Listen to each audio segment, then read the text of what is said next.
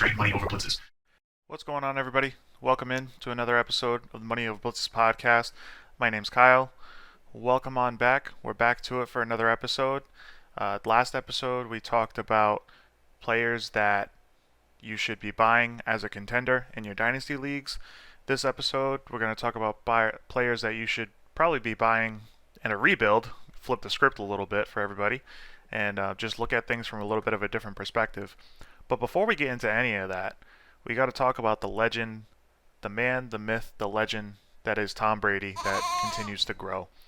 Story came out this week. He played through all of last season with a torn MCL. How torn it was it a complete tear, a partial tear? That's been up for discussion and been a conflicting story between reporters. But regardless, the man apparently played with a torn MCL, went through the whole season, ran through the playoffs, won a Super Bowl, did everything you could possibly do, especially on a brand new offense, brand new team.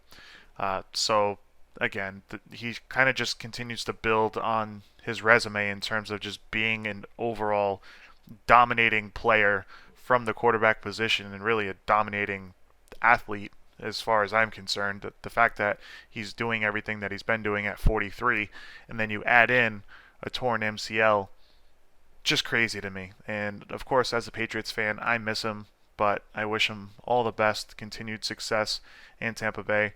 Admittedly, I got kind of sick seeing Tampa Bay games every week, especially right after Patriots games. That got sickening for a bit, but hey, all the power to him. I'm very curious to see what happens to the Tampa Bay organization because apparently, of course, nobody knew about this until now. So, how this went by without being popping up on the injury report, news to me. I have no idea how that happens, but we'll have to see how it plays out. See if the league does anything, see if the team does anything to Brady. I highly doubt it. I think if anything, there'll be some kind of either fine or I don't know, draft pick compensation or something for failure to report injuries on the injury report, but time will tell as far as that goes. So without further ado, let's get into three more players that we're going to talk about for this episode when we're talking about a rebuilding team. So to start, usually in a rebuild, you're looking to collect draft picks. Usually draft capital is the most important thing you want to have in a rebuild, but of course you need some players to build around that. So I took this list, I took some guys that I think either had a slow start, their rookie season, maybe their stock is a little bit low. Obviously, if you want guys like Justin Jefferson and Justin Herbert and all these great young studs, that's going to cost you an arm and a leg. That's going to hurt in the rebuild process. If you didn't get those guys right away, then it's going to cost you a pretty penny. And a lot of that draft capital you're going to need to help rebuild the team, the roster that you have. So these three guys I think will cost you significantly less than Justin Jefferson and Justin Herbert and Kyler Murray's of the world. But I think they can give you some solid return. So first guy I want to talk about is Tua Tagovailoa. Right now, he's going in the 5th and 6th round as far as ADP goes in Superflex drafts. Again, kind of going along with this theme, he had an up and down year one, but he finished with 1,800 yards and 11 touchdowns. Of course, he only played in 10 games, so he was very much on again, off again with Fitzpatrick. I don't like how they handled that situation. I said as much as the season was playing out last year. I think that they probably had more success than they really planned on having, maybe. To me, it kind of screwed with his development a little bit, but I definitely think he has enough tools to really be a success in the NFL. He ranked 26th in terms of supporting cast efficiency, so he didn't have the most in terms of weapons to work with. That led to not a lot of field stretching ability. He had to throw into some tight windows. Some of his receivers weren't getting the most separation. So it didn't help him. It was a very defensive team. They didn't really open up the playbook for him. It was kind of a just don't screw up kind of thing, which, I mean, you can see both sides of that argument for a rookie quarterback. You have a guy just coming in, learning an offense. You want to try and ease him into it, so I can understand at that point. But these kids are coming from college. He came from Alabama. Their pro-style offense is ready to go, ready to rip. So I think that as athletes get better coming into the NFL, we're going to see more quarterbacks, especially, get drafted right away and start right away. Just because, I mean, unless you already have kind of a proven guy ahead of them and you're a year early as far as drafting a quarterback, just let them play and let them learn on the job. That's as offenses get more and more sophisticated earlier on between even some high schools nowadays, but high school, college, and then into the pros, these guys are more ready than probably they've ever been before. So I think they kind of stunted to his development more than they needed to in Miami, but I think he's going to be poised for a pretty solid season this year. They did address those offensive weapons in the draft with Jalen Waddle, and then of course they signed Will Fuller. Will Fuller's gonna be starting this season. I think it's a 2-game suspension, but assuming he's healthy and doesn't have to worry about the ped dispenser, um, with the rest of his season being healthy, I think he'll be a key contributor to that offense. So now you have two real field stretching players. So you can really open up the offense, see how that goes. Of course, you still have Myles Gaskin and Mike Gesicki, so some good athletes, and the offense was pretty solid last year. It just wasn't. It didn't have any of that game-breaking speed that you would like to see to kind of help facilitate other guys get open. And I think Jalen Waddle's a guy that you can just get the ball to him in space and just let him run. I mean, that happened a good amount in Alabama. You give him either a short crossing route or a bubble screen or something, just let him go. And then Will Fuller can help stretch the field vertically, especially like those deep crossing routes or go routes. So I think Tua will see a much improved Tua, I think, from an offensive standpoint, in terms of just knowing the offense, but also have more to work with on the outside. So I think he has that going for him. Now we're looking at another year removed from the hip injury he sustained in college, so it'll be very interesting to see how he's healing up. It seems to be like he's healing up pretty decently, but of course, as the season goes on, we'll see how that's going. But I would expect him to be that much better this year. Some more recovery, some more rehab. I think that proves very well for him. But good thing for Tua, he ranked number 2 in accuracy rating and number 3 in catchable pass rate. So this was something we knew about Tua coming out of college. He's a very accurate passer. So he already has that going for him. He already has some tools in the toolbox to really get the job done. It was mostly about him getting a surrounding cast that'll help him really produce and succeed at a high level. So he's a guy that I would be targeting that should be a little bit of a lower cost. I think some people might be down on him a little bit just because of that slow start to year one. Um, if you're looking to buy, another player to kind of build around, of course, quarterbacks last for a long time. So that'll be the duration of your rebuild and then some. If you want to ship off a first round pick or, a 1 and a 2 or something, you might be able to get it done. That's something I think that is well worth the investment because you can always flip that later on if you really want to get a return and you still end up with a net positive. So that would be my guy to look at in terms of quarterback. Now on to player number 2. This is a guy I've been on for pretty much the whole off season, throughout the whole draft process. He's been my RB2 coming out. I think he has a very bright future for him, and that's Javonte Williams. So he's going in the 5th, 6th round in terms of ADP. Again, very similar to Tua, where he's going. But I think he's going to have the potential for a really slow start with Melvin Gordon ahead of him in the depth chart. There's been a lot of conflicting reports about whether they really want to get Javonte going, have him be the starter. But of course, you still have Melvin Gordon ahead of him, so whether that plays out or not, we're going to have to wait and see. I think this is going to be one of those guys that you kind of hope has a slow start, so then you can maybe buy him early on at the beginning of the year at a discount, unless you can find that kind of discount now, but I'm not super sure about that. So I definitely think he has long-term value at a position where you don't necessarily get a lot of long-term value, but I think with him having a slow start, it's probably going to kind of ease him into it so he won't get as many carries that first half of the year, and that'll bring his price down a little bit. Um, in order to really see him succeed. But some of the things he has going for him, I think he's going to take over the backfield either by the season's end or going into next year. I think that's the plan for Denver. To me, you don't trade up into the second round if you don't have a long-term plan for a running back that you're going to take there. Of course, they drafted him in front of Miami. I think if they didn't trade in front of Miami, Miami would have took him just as well. But um, obviously the talent is there. We covered him in our draft episode for the running backs, so all the measurables and stuff are all there if you want to go back and check that out. But he's surrounded by receiving weapons, so that'll open up a lot of running lanes for him. Of course, in North Carolina, he ran a lot out of shotgun, so it was a lot of room to run, and everything was kind of spread out for him. But when you're talking about a guy we're going to talk about later on in Jerry Jeudy, and Cortland Sutton coming back, KJ Hamler, you have Noah Fant there too. A lot of offensive weapons to go around, a lot of other threats that you can't necessarily key in on just Javonte Williams. So to me, I think he's going to be a stud long term. I think he's going to be a very solid running back for a lot of people.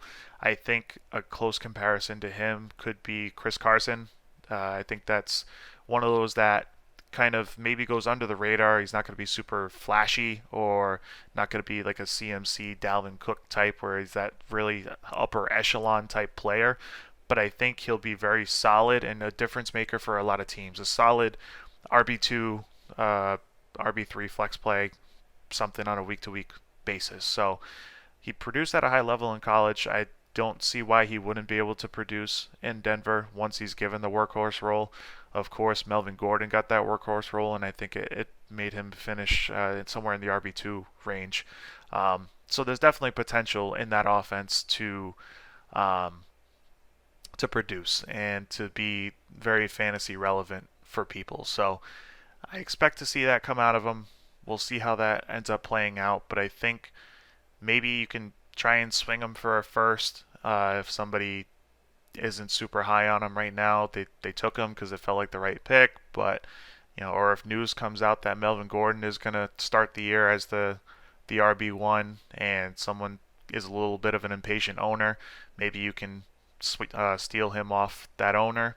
And it doesn't really matter if you're in a rebuild. You're here for the long term anyway, so you don't want a ton of points. You're trying to get those high picks going into next year. So he's somebody that's a good stash, especially if he doesn't start out fast. He's a good stash that will eventually, or should at least eventually, pay off. So it's a calculated risk as far as that goes. But you look for those guys that they have their price driven down, and then that's when you strike. You get the price where it's driven down, and then you get the return on investment in time, hopefully as the player pans out. So that would be my target, one player I would target for the running back position. And the last player I'm going to talk about at the wide receiver position, we kind of made reference to it a little bit earlier on. It's Jerry Jeudy. For him, 6th, 7th round ADP and going in drafts right now. He was actually ranked number 2 in unrealized air yards in 2020. So basically what that means is for all the routes that he ran and all the time he was on the field and the ball was thrown to him, wasn't able to, either it was uncatchable or something along those lines where he basically didn't make the play. But he was certainly involved in the offense. Of course, you had Cortland Sutton go down last year, missed all year with a torn ACL, so that kind of thrust Jerry Jeudy to be that number 1 wide receiver in his rookie year. It was a tough ask, but that's kind of the way it goes in the NFL. And he also ranked number 7 in deep targets. So they used him in that field stretcher role, and unfortunately it just kind of didn't pan out as much as people may have hoped. Especially with him coming out of college. He was such a big receiving threat for Alabama, and then it almost kind of felt like he got a downgrade when he went to Denver between having to deal with Drew Lock and Kendall Hinton and all the nonsense that they were dealing with at the quarterback position last year.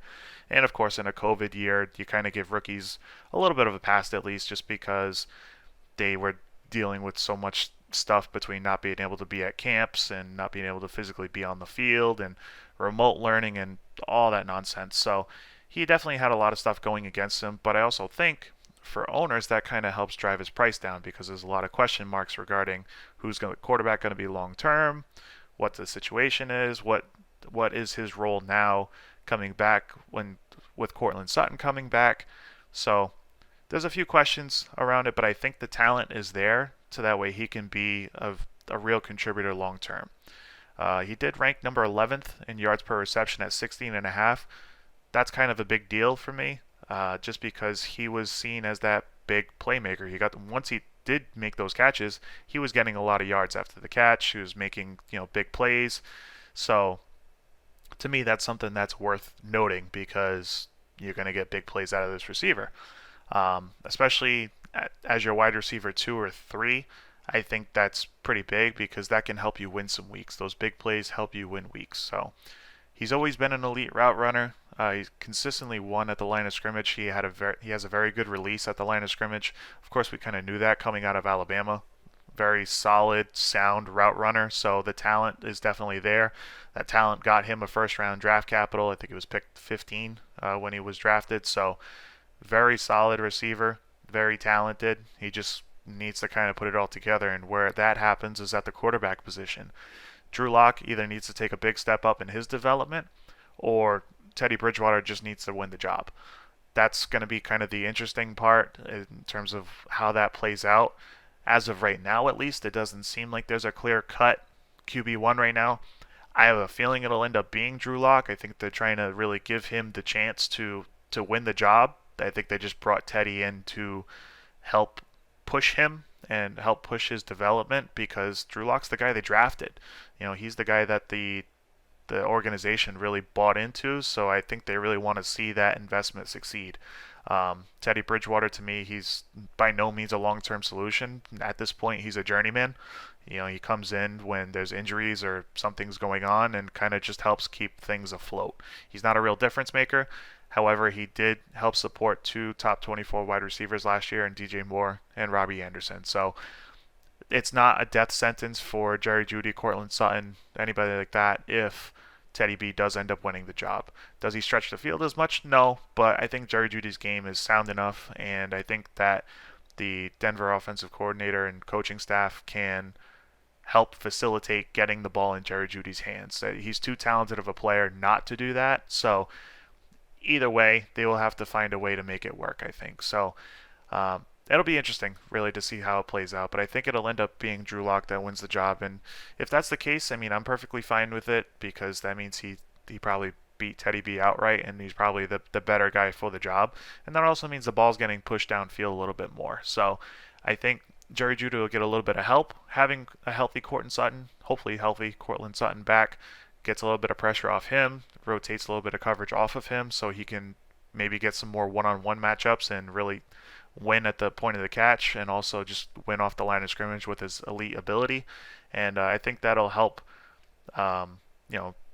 owners, especially long-term, where his price is, again, driven down a little bit more this year because of those questions. It'll really give you a return on investment, and then you can really cash in as he starts to continue to develop, as he continues to really develop his game and really thrive, hopefully, in that offense. So I just made a trade for him recently, and it involved Tyler Lockett and another player I'm actually drawing a blank on right now. But to me, I'm a believer in Jerry Jeudy's talent.